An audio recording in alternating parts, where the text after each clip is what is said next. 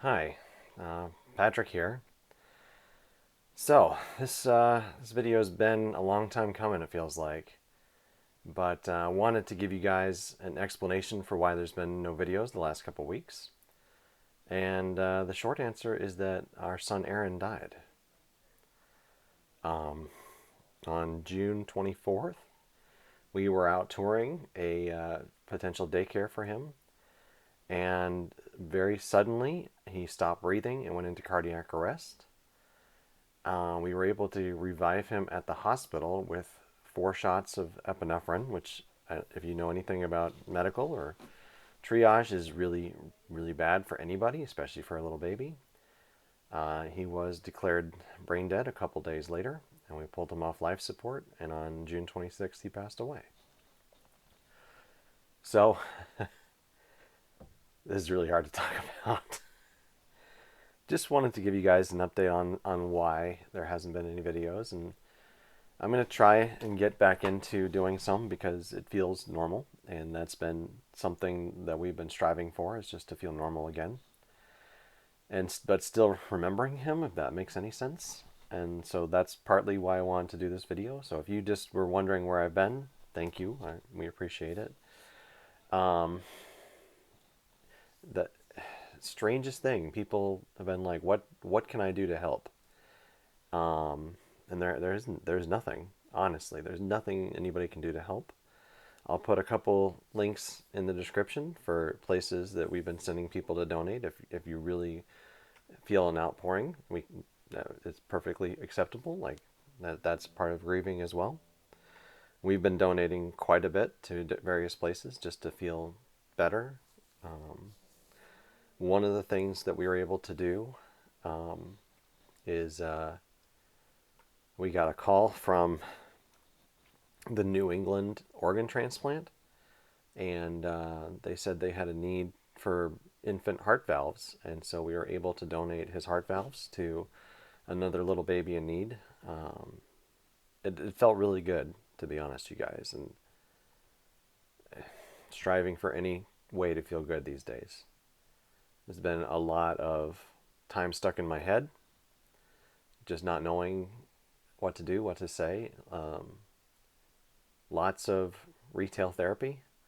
We've gone to so many thrift stores, and I have bought so much stuff just to feel normal.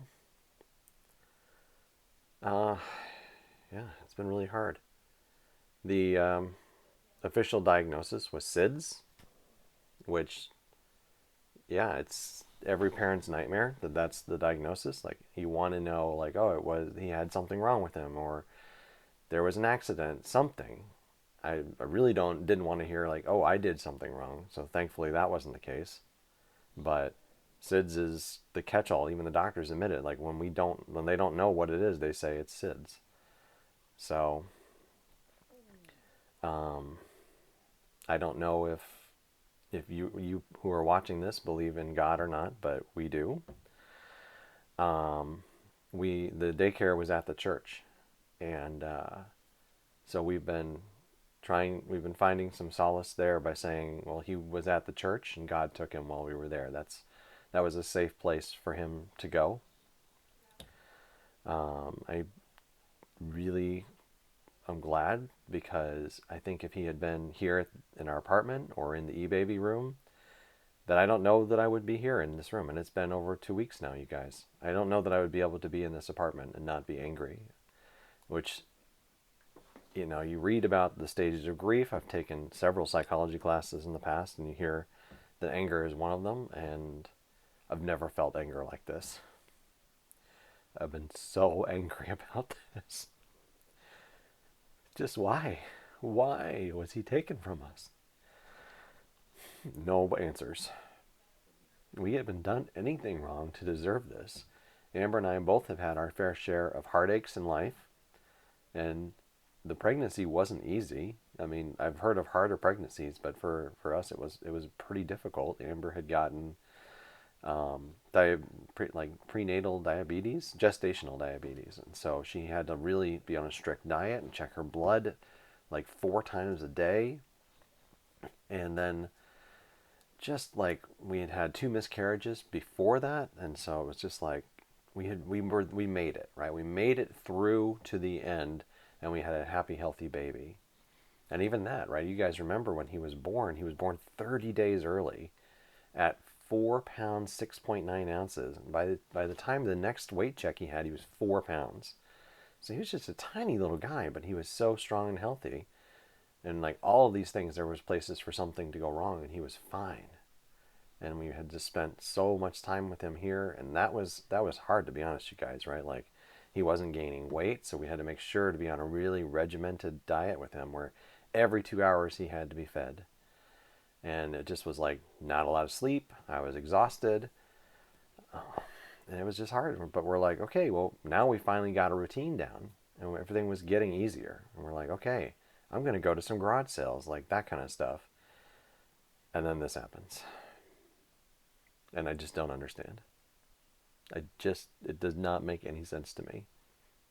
And I struggle with imposter syndrome, if you guys know what that is. I feel like a fraud, where I, I'm not a father.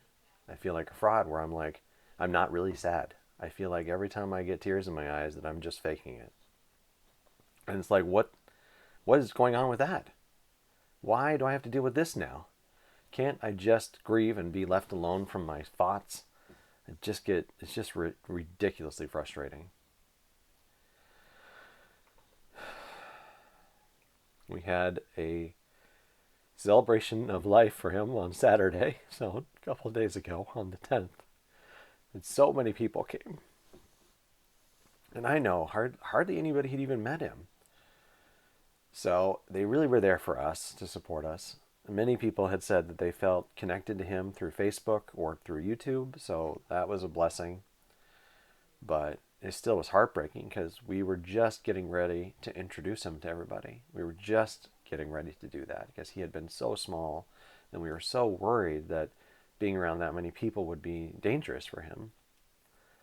Right? Every time we took him out in public in the stroller, you may have seen one of my YouTube videos where he was with us at a Savers. We kept those sides up to make sure to try and protect him from everything. And there's a little flap to see him in there, but we just wanted to make sure that he was safe.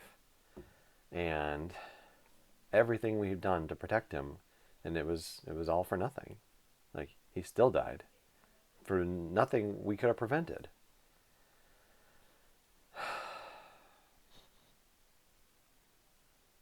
I just don't know. I just don't understand, you guys. Even making this video, I'm experiencing the imposter syndrome. I just feel like I had seen another YouTuber when her father had passed away. She made a video and she's crying and she's upset, and I feel like I'm just doing what she did. But honestly, you guys, I've been struggling with emotions. I haven't really talked about this much on the channel, but I was, before I moved to Connecticut, I was in the Air Force. So one of the military type training things is you learn how to deal with drill sergeants screaming at you. And it's like you have to let it kind of pass through you. And you have to kind of turn your emotions off. And part of that then is, if you ever were to go to war or something, then you could deal with these extreme situations emotionlessly. You could just do the checklist. And so that happens to me a lot. I'll just find myself going through my day doing the checklist. Like, okay, eat breakfast, take a shower, do some eBay, whatever it happens to be. And I've just been so scared that I don't have any emotions. And they come out, right? Obviously, I've been shedding a tear or two already during this video. But for the most part, I feel so empty. And it's just really scary. So I was like, well, maybe this video can help me to express some of that and feel a little bit better about myself. And it's working so far. Just gives me, I know, it feels like I'm not really talking to anybody most of the time. I'm talking to the computer. But it still helps. My pastor had said to reach out to him. He said we can go out for coffee or something. And that's really nice. And I've been honestly scared to reach out to him, because like he to me he's like a friend. And now if I take him on as like that counselor role, I don't want to lose my friend. So I've been really scared about doing that. Amber has said that I should. She had gotten a postpartum counselor, who now is the grief counselor too. And so she's like, well, you should talk to them. And I've been like, what am I going to even talk to about them with? I don't even know if I get them on the video like this and we talk, like, am I going to have anything to say? So I've been really scared about that. We did join an infant death group. I think it's a Connecticut-based group. Amber had found it, but I was hopeful that we would find some people to talk to that would understand what we're going through. And there was no husbands in the group, so that was my first like clue that something was not right. And then 9 out of the 10 women in the group had miscarriages at various points in the pregnancy. A couple of them were really late, so that was very as close as it was, where one lady had a miscarriage the day after her due date. And so miscarriage is a very broad-based term for that, right? The baby his heart had stopped, or her heart had stopped, and then they had to have a stillbirth. And I'm like, okay, that's similar. Lots of miscarriages though. So the good news from that was that I was able to hear their stories and understand what Amber had gone through with the 2 miscarriages before Aaron was born. And oh man, just talking, just saying Aaron was born kills me.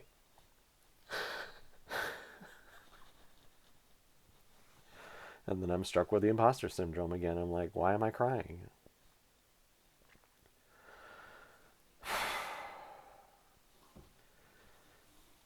But I just did not understand these miscarriages and why she was so upset. I was like, we didn't have a baby. We never had anything. And just hearing the women talk through what they went through during theirs gave me a bigger understanding of what she went through, and a better way to help her through that. And hopefully we don't go through that again. But the likelihood is high. If you guys don't know, miscarriages are very common, especially in like the first trimester. It's very common. That's when the bad one was 8 weeks in. We had another one, but they called it a chemical pregnancy, which you're only a week or two in, basically. But yeah, I had no idea that she had gone through that, because to me, I didn't even really connect with Aaron until he was born. And even then, it took me a little bit to get into it. And even when he passed, I wouldn't have, or let's say when he went to the hospital, I wouldn't have been able to tell you what my emotions were around him. And it took a lot of that to like understand how much I loved him. And it's an amazing feeling to discover that there's this love for this little person inside of you. And you realize it kind of haphazardly. It's really strange. Like didn't ever sit in there and think when I had him going, I love him so much. It was always just like, here's my boy. And you don't put a lot of thought into I love this little boy. I love this. I love my son. I love my baby. Because you don't need to. You just do it. And so it was super amazing and incredible to discover just how much I loved him. And heartbreaking. I was so scared, you guys. So scared that I wouldn't love him at all. And that I didn't know how to take care of him. I actually did really good. I was able to take care of him. I was able to do all of the things that you hear about, like all the diaper changings and the feedings in the middle of the night, and just I was just able to care for him. And so it was really a nice thing to have happen. I wasn't sure that I would be able to. So yeah, the Facebook group, it left me not feeling very good, just because I still didn't feel that anybody really knew what we had gone through. There was one person who had a baby like born and then died 3 days later, and I don't think they ever left the hospital. So that was the closest, but it still felt like nobody understands. We had Aaron for 34 days when the arrest happened, and then we had 2 more days in the hospital to say goodbye. So 36 days. And it feels like a dream, right? You don't realize how sleep deprived you actually are until you get some sleep again. And then you can look back and say, that is ridiculous. Like, I was so in a haze a lot of the time. But I wouldn't trade it. I wouldn't trade it for anything. It was wonderful. I don't know if I'd actually even talked about this, but I don't know if you can even see it on here. There's a little bit of it like right there. I had picked up a frying pan that had been in the oven without an oven mitt on. And I'm honestly like usually super careful. So that just tells me like how sleep deprived I was and how my mind wasn't working normally. Like that was crazy. I burned the heck out of myself. And then of course I was taking care of Aaron, so I had to figure out how to hold the baby with one hand and stuff for a little while. Luckily, I had done all the first aid stuff you're supposed to do, and that was helpful. I laughed. That's funny. I I don't know how the laughter sometimes comes out like that, and just remembering stuff. I guess it's always good. I'm so distracted in this room too. I can see the little Star Wars mobile back there, and I can see Baby Yoda there, and there's just piles of stuff in here, you guys. Of we don't know what to do with this stuff. I'm gonna try and get it cleaned up this week, and at some point I have to go back to work. I don't want to do that either.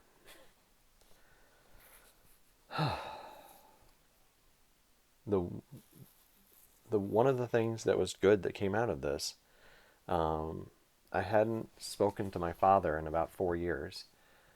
From my point of view, I don't know what I did wrong, but he's mad at me, and so he has this anger in him at me. I think maybe from my former wife, my ex-wife from before Amber, that she was very demanding on me and wanted me to stand up to my parents, and he didn't like that attitude, and so he never liked her at all. And I listened to her because she was my wife, right? That's how that relationship works. Is you have to have a relationship like that. You must support each other. And so I stood up to my parents, and he never respected that, never liked that. My mom especially really did not like that. She wanted me to always be like, oh, the parents are the ones you listen to. And so then when we got divorced, which I thought he would be really proud about, like at some point during that whole process, he got unhappy with me about something, and he also had been diagnosed with like early stages of dementia. And so I think the two of those things together kind of came together, and he has this just anger at me. But my uncle, his brother, who's also my godfather, called him and was talking with him, and just told him what was going on with Aaron, which he didn't really know about Aaron, but he was tickled kind of because he'd always wanted to be a grandpa, and so that was really exciting to him. But also he was sad because he found out that Aaron was in the hospital. But he called me, you guys.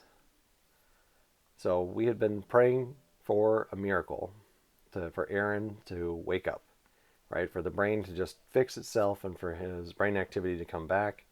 It happens. It's very rare, but it does happen. So we prayed. We had both of our preachers come in and lay their hands on him and try that.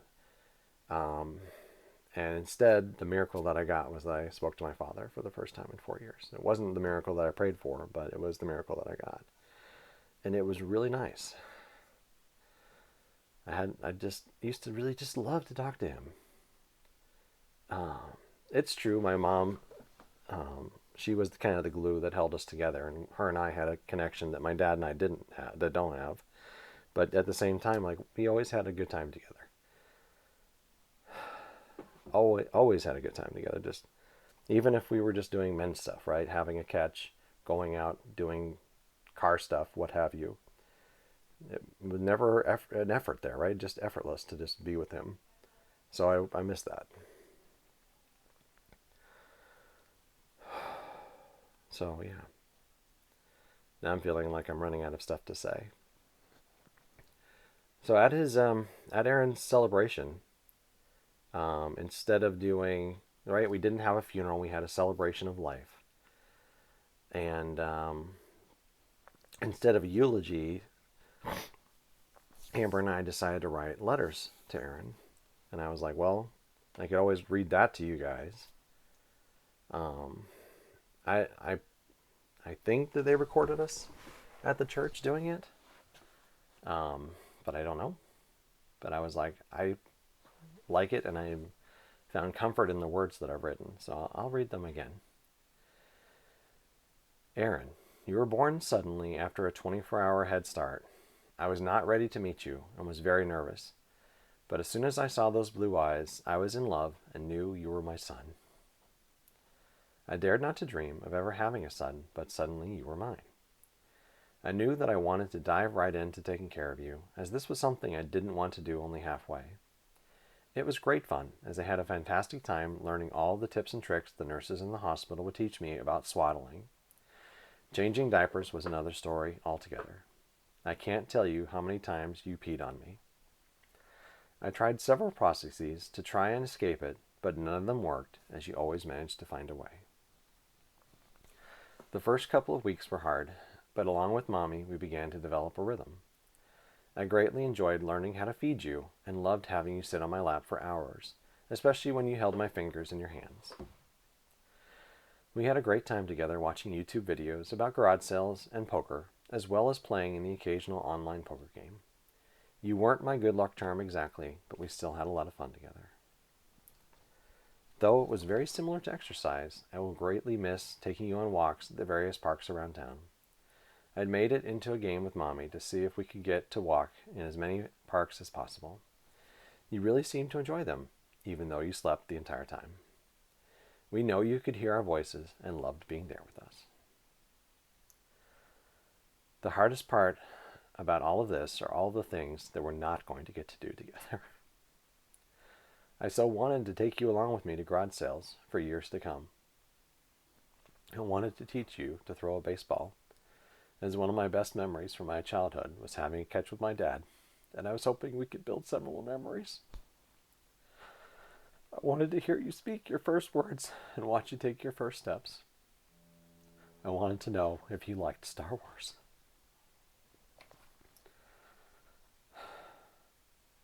A few years ago, a friend of mine talked fondly about taking her children to Disney for the first time, simply to see the looks on their faces the entire trip.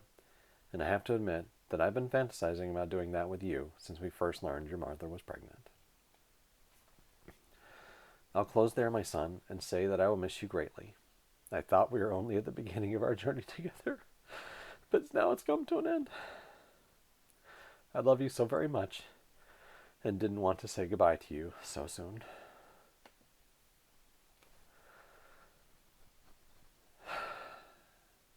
So it's more imposter syndrome, you guys. I just don't know. I feel the catharsis, I guess, of letting the tears go. But I feel like I almost have to trick myself into doing it, right? I had to read this letter that I know is very emotional for me. And I guess that's okay. I don't know. I don't know.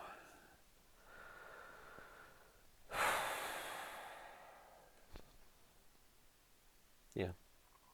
I'm sitting next to this pile of clothes and laundry and stuff from him. We just haven't been able to wash it, right? Like, this is the type of stuff that we're trying to figure out how to deal with. And it's hard because it somewhat still smells like him. And that's hard to let go of. I want to smell him. I want him to be here with me. I don't want him to be somewhere else. So it's like reclaiming him a little bit.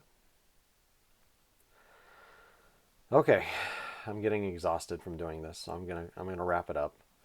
If you watched a little bit of this, or if you made it all the way to the end, I appreciate you listening. I really do. Um, Thank you, and yeah, talk soon, hopefully.